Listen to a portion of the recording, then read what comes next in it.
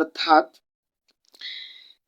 ବିଦାୟର ସୂର୍ଯ୍ୟଙ୍କର ବିଦାୟର ଲାଗିଛି ଆୟୋଜନ। ଓକେ, ନାନା ରଙ୍ଗ ଚନ୍ଦ୍ର ଆତପେ ଆଚ୍ଛାଦିତ ଅମ୍ବର। ଆଚ୍ଛା, ଆପଣମାନେ ଦେଖିଥିବେ ଯେ ସୂର୍ଯ୍ୟଙ୍କର ବିଦାୟ କାଳରେ ଅର୍ଥାତ୍ ସେ ଯେତେବେଳେ ପଶ୍ଚିମ ଦେଶରେ ଅସ୍ତମାନ ହେଉଥାନ୍ତି ଆକାଶଟା ନାନା ରଙ୍ଗରେ ଆତପରେ ଆଚ୍ଛାଦିତ ହୋଇଥାଏ। ଓକେ, ବିଭିନ୍ନ ରଙ୍ଗରେ। ଓକେ, ଏବଂ ସେ ସମୟରେ ଦଳ ଦଳ ପକ୍ଷୀ ଗାଆନ୍ତି ଉଚ୍ଚ କରୁଣ ଗାନ, ତରୁଗିରି ଛାୟା ବିସ୍ତାରୀ ପାଦେ କରି ପ୍ରଣାମ, ତାଙ୍କ ଶିରେ ସୂର୍ଯ୍ୟ ଦିଅନ୍ତି ହେମବରଣୀ ପାଟ, ଅନୁରକ୍ତ ଭୃତ୍ୟ ମସ୍ତକ ଯଥା ବାନ୍ଧି ସମ୍ରାଟ। ଓକେ, ସେ ସମୟରେ ଯେତେବେଳେ ସୂର୍ଯ୍ୟ ପଶ୍ଚିମ ଦେଶରେ ଅସ୍ତ ହେଉଥାନ୍ତି ସେ ସମୟରେ ଦଳ ଦଳ ପକ୍ଷୀ କରୁଣ ଗାନ କରି ଉଚ୍ଚ ଆକାଶରୁ ଉଡ଼ି ଯାଉଛନ୍ତି, ତରୁଗିରି ଛାୟା ବିସ୍ତାରୀ ପାଦ କରି ପ୍ରଣାମ। ଦେଖନ୍ତୁ ଯେମିତି ଗଛ ଲତା ତରୁଗିରି ଯେତେବେଳେ ସୂର୍ଯ୍ୟଙ୍କର ଛାଇଟା ପଡ଼ି ଯେତେବେଳେ ଗଛର ଛାଇଟା ପଡ଼ିଥାଏ ସେ ଏଇ ଛାଇକୁ ପ୍ରଣାମ କରୁଛନ୍ତି, ସେ ସୂର୍ଯ୍ୟଙ୍କୁ ପ୍ରଣାମ କରୁଛନ୍ତି ବୋଲି ସେ କଳ୍ପନା କରିଛନ୍ତି। ତାଙ୍କ ପ୍ରଣାମ ବଶତଃ ସୂର୍ଯ୍ୟ ତାଙ୍କୁ ହେମବରଣୀ ପାଠ ପ୍ରଦାନ କରିଛନ୍ତି। ଅନୁରକ୍ତ ଭୃତ୍ୟ ମସ୍ତକ ଯଥା ବାନ୍ଧେ ସମ୍ରାଟ ପରି ଏହା ଦେଖାଯାଉଥାଏ। ଓକେ, ତାପରେ ଦେଖିବା ଅସ୍ତାଚଳ ଉଚ୍ଚ ଆସନେ ବସି ହସନ୍ତି ରବି। ଦେଖନ୍ତୁ ଏଇ ଧାଡ଼ିଟା ଅସ୍ତାଚଳ ଉଚ୍ଚ ଆସନେ ବସି ହସନ୍ତି ରବି, ପ୍ରାଚୀ ଅନୁରାଗେ ରଞ୍ଜିତ ଚାରୁ ବଦନ ଛବି, ପ୍ରାଚୀ ଅଭିମୁଖେ ଲମ୍ବାଇ ସ୍ନିଗ୍ଧ କନକ କର, କମଳ ଆଶ୍ୱାସୀ ଦେଖନ୍ତି ନିଜେ ସ୍ନେହ ଆଦର, ସମୀରଣ ମୃଦୁ ମର୍ମରେ ପ୍ରେମ ସ୍ପଷ୍ଟ ଗିରି, କହନ୍ତି ରେ ଅଚିରି ଫେରିବି ଦୁନି ନୁହ କାତର। ଓକେ, ଅସ୍ତାଚଳ ଉଚ୍ଚ ଆସନୀ ଅସ୍ତ ହେବା ସମୟରେ ଉଚ୍ଚ ଆସନରେ ବସି ରବି ଅର୍ଥାତ୍ ସୂର୍ଯ୍ୟ ହସୁଛନ୍ତି, ପ୍ରାଚୀ ଅନୁରାଗୀ ରଞ୍ଜିତ ଚାରୁ ବଦନ ଛବି। ଓକେ, ପ୍ରାଚୀର ଅନୁରାଗ ଅର୍ଥାତ୍ ପୂର୍ବ ଦିଗରେ ସେ ବସିକି ତାଙ୍କର ଚାରୁ ବଦନଟାକୁ ଦେଖୁଥାନ୍ତି। ପ୍ରାଚୀ ଅଭିମୁଖୀ ଲମ୍ବାଇ ସ୍ନିଗ୍ଧ କନକ କର। ଓକେ, ପୂର୍ବ ଦିଗରେ ସ୍ନିଗ୍ଧ କନକ କର ଲମ୍ବାଇ କମଳ ଆଶ୍ୱାସୀ ଦେଖାନ୍ତି ନିଜ ସ୍ନେହ ଆଦର, ସେ ପୃଥିବୀବାସୀଙ୍କୁ ନିଜର ସ୍ନେହ ଆଦର ଦେଖାଉଛନ୍ତି।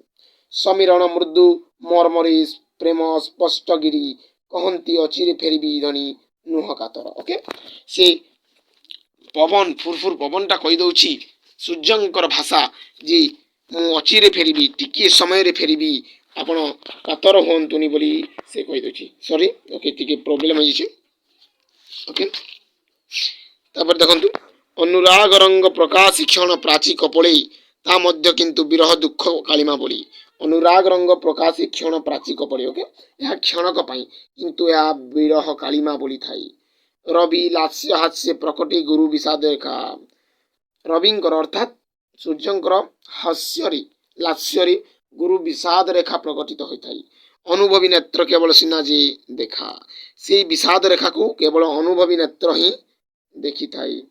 ଏହା ପ୍ରିୟଜନ ବିରହ କରୁଣ ଦାରୁଣ କଷଣ, ପ୍ରୀତି ପାଶେ ବନ୍ଦା ଜଗତି ସର୍ବଜଡ଼ ଚେତନା। ଏ ବିରହ ଦୃଶ୍ୟ ଦିଅ ଏଇ ବନ୍ଦୀ ପ୍ରାଣେ ବ୍ୟଥା, ପଲକେ ପଲକେ ପଡ଼ଇ ମନ ଏତେ କେତେ କି କଥା। ଅର୍ଥାତ୍ ପ୍ରିୟଜନଙ୍କୁ ଛାଡ଼ି ସେ ହଜାରୀବାଗ ଜେଲରେ ଅଛନ୍ତି ଏବଂ ଏଇ ଦାରୁଣ କଷଣ ତାଙ୍କୁ ମର୍ମାହତ କରିଦେଇଛି। ଓକେ, ସେମିତି ପୃଥିବୀବାସୀଙ୍କୁ ମଧ୍ୟ ଏ ସୂର୍ଯ୍ୟଙ୍କର ବିଦାୟକାଳୀନ ଦୃଶ୍ୟ ମର୍ମାହତ କରିଦେଉଛି। ସେଥିପାଇଁ ସେ ନିଜର ହୃଦୟ ବେଦନାକୁ ସେ ପ୍ରକୃତିରେ ଅନ୍ତତଃ ଦେଖିପାରୁଛନ୍ତି। ଓକେ, ସମ୍ବାଳ ଟିକିଏ ସିପାହୀ ଚାବି ନଦିଅ ଦ୍ୱାରେ, ପ୍ରଣୟ ଅଭାବ ଦେଖିବି କ୍ଷଣି ରହି ବାହାରେ। ଓକେ, ସେ ସିପାହୀଙ୍କୁ କହୁଛନ୍ତି ସମ୍ବାଳ ଟିକିଏ ସିପାହୀ ଚାବି ନଦିଅ ଦ୍ୱାରେ, ଚାବି ଦ୍ୱାର ଦିଅନି, ପ୍ରଣୟ ପ୍ରଭାବ ଦେଖିବି କ୍ଷଣି ରହି ବାହାରେ। এই প্রণয় প্রভাবটা ମୁଁ ବାହାରେ ରହିକି ଦେଖିବି। ପ୍ରଣୟ ପିଉସେ ମିଶିଛି କି ଅବା ବିରହ ବିଷ, ବିଶ୍ୱବାସୀ ପ୍ରତି ବିଚିତ୍ର ଏଇକି ବିଧି ଆଶିଷ। ସେ କ'ଣ କହୁଛନ୍ତି, ପ୍ରଣୟ ପିଉସରେ ବିରହ ରୂପକ ବିଷ ମିଶିଛି, ଏହା ବିଶ୍ୱବାସୀଙ୍କ ପ୍ରତି ଏହା ମର୍ମାହତ ବୋଲି ସେ କହୁଛନ୍ତି। ସୁନ୍ଦର ସରୋଜ ଚରଣେ କିମ୍ପା ଜଡ଼ିତ ଅହମ୍, ବିପରୀତ ତତ୍ତ୍ୱ ରହସ୍ୟ କିଏ ପାରିବ କହି। ଓକେ, ସୁନ୍ଦର ପଦ୍ମରେ ଯେମିତି ଅହଂ ଜଡ଼ିତ ହୋଇଥାଏ ବୋଲି ସେ କହିଛନ୍ତି। ପ୍ରିୟଜନ ପ୍ରିୟ ସ୍ଥାନ ମୁଁ ଛାଡ଼ି ବନ୍ଦୀ ଏଠାରେ, ବିରହ ବିଷମ ବିଷେ ମୋ ମନ ପରାଣ ଘାରି। ଓକେ, ସେ ପ୍ରିୟଜନଙ୍କୁ ଛାଡ଼ି ପ୍ରିୟ ସ୍ଥାନ ଛାଡ଼ି ଏଠି ବନ୍ଦୀ ହୋଇଯାଇଛନ୍ତି, ତାଙ୍କୁ ତାହାକୁ ମନରେ ପ୍ରାଣରେ ଅଧିକ କଷ୍ଟ ଦେଉଛି। ସେମିତି ବିଶ୍ୱବାସୀଙ୍କୁ ମଧ୍ୟ କଷ୍ଟ ଦେଉଛି ସେ ସୂର୍ଯ୍ୟଙ୍କର ଅସ୍ତକାଳୀନ ଦୃଶ୍ୟ। ବିଶ୍ୱ ପ୍ରକୃତିରେ ଦେଖିଲେ ସମହୃଦ ବେଦନା, ତାପିତ ଅନ୍ତରେ ଆସିବ ଅବା କ୍ଷଣକ ସାନ୍ତ୍ୱନା। କ'ଣ ସାନ୍ତ୍ୱନା ମିଳିବ?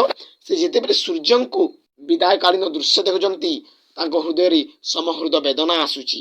ପ୍ରକୃତିଙ୍କୁ ଦେଖି ପ୍ରକୃତିର ସୌନ୍ଦର୍ଯ୍ୟକୁ ଉପଭୋଗ କରି ତାଙ୍କ ମନରେ କିଛି ନା କିଛି ସାନ୍ତ୍ୱନା ଆସୁଛି ବୋଲି ସେ କହିଛନ୍ତି। ଓକେ, ଦେଖିବା ତାହାକୁ। ରହ ଆଉ ଦଣ୍ଡେ ସିପାହୀ କିମ୍ପା କର କଟାଳ। ଦେଖନ୍ତୁ ସେ ସିପାହୀଙ୍କୁ କହିଛନ୍ତି କିମ୍ପା କର କଟାଳ। କଟାଳ ଅର୍ଥାତ୍ ଜୁଲମ କର ନାହିଁ। କକ୍ଷେ ଅବରୋଧ ସମୟ ପରା ଗୋଧୂଳି କାଳ।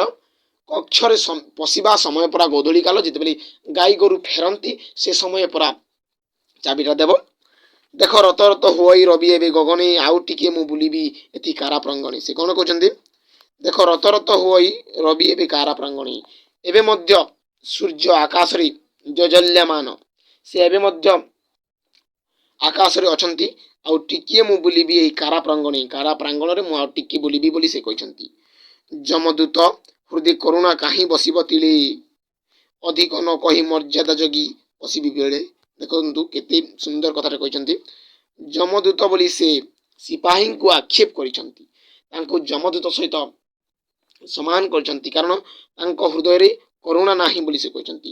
ଅଧିକ ନ କହି ମର୍ଯ୍ୟାଦା ଜଗି ବସିବି ବେଳେ। ଓକେ, ଏତିକିରେ ସେ କବିତାଟାକୁ ଶେଷ କରିଛନ୍ତି। ଓକେ, ଦେଖନ୍ତୁ ହଜାରୀବାଗରେ ଜେଲରେ ସେ ବନ୍ଦୀ ଅଛନ୍ତି ଏବଂ ଏହା ତାଙ୍କୁ ଦାରୁଣ କଷଣ ଦେଉଛି କାରଣ ସେ ନିଜର ପ୍ରିୟଜନ ଏବଂ ପ୍ରିୟ ସ୍ଥାନକୁ ଛାଡ଼ି ଦୂରରେ ଅଛନ୍ତି। ଓକେ, ଏବଂ ସେ ସୂର୍ଯ୍ୟଙ୍କର ଅସ୍ତକାଳୀନ ଦୃଶ୍ୟକୁ ଦେଖି ପ୍ରକୃତିରେ ନିଜର ସମହୃଦ ବେଦନା ଦେଖି ସାନ୍ତ୍ୱନା ଲାଭ କରିଛନ୍ତି। ଏହା ହିଁ ଏହି କବିତାଟିର ସାରମର୍ମ। ତ ସାଙ୍ଗମାନେ, ଆଇ ହୋପ୍ ଆପଣ ଭିଡ଼ିଓଟିକୁ ଭଲ ଭାବରେ ବୁଝିଥିବେ। ଯଦି ବୁଝିଛନ୍ତି ଛୋଟିଆ ଲାଇକ୍ଟେ କରିବେ, ସବସ୍କ୍ରାଇବ୍ କରିବେ ଏବଂ ଭିଡ଼ିଓଟା କେମିତି ଲାଗିଲା କମେଣ୍ଟ କରିବେ। ତା ଛଡ଼ା ସାଙ୍ଗମାନଙ୍କ ସହ ସେୟାର କରିବାକୁ ଭୁଲିବେ ନାହିଁ।